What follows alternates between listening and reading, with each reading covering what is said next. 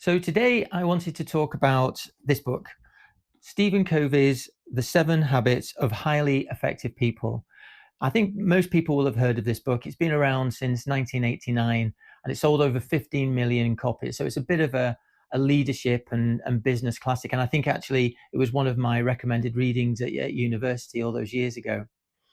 And for most people, may well be aware of some of the habits that he talks about. So if you've ever heard of the phrase win-win, he talks about that in here. There's also a phrase about start with the end in mind, about having a clear vision. That's one of his habits. And another one is put first things first, just do what's in front of you. So again, another well-known phrase that may well ring true for you. But what I wanted to talk about was the 7th habit. It's the final habit in the book. And for me, it's the most important one. And actually, I think the way that Covey talks about it, he articulates it as such because there's a diagram in the book which draws the 6 habits actually and how they work together. And then the 7th habit is the one that encompasses them all. And the 7th habit is described as sharpening your saw, which is a bit of a strange phrase to use. But what he's getting at here is about sharpening your saw, is about looking after yourself. So where the other 6 habits are all about making decisions, about thinking about your business life, about as a leader, looking for win-wins, things like that, all about the way you approach business. This 7th habit is all the way you approach life. And the 7th, essentially, it's all about balancing or coming back to renew your physical, your emotional, your mental, and your spiritual well-being. Those are the 4 things he talks about. And the way that he suggests doing that is what is called, or he calls, a daily private victory, which is again quite an interesting phrase.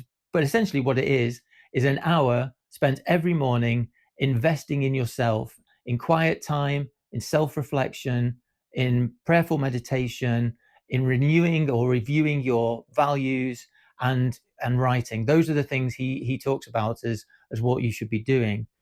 And I agree. I mean, that's something that I have taken very seriously for the last few years, is that hour, actually sometimes more, and that's usually more, investing in just myself, grounding myself, centering myself, reflecting, meditating before going into the maelstrom of the day.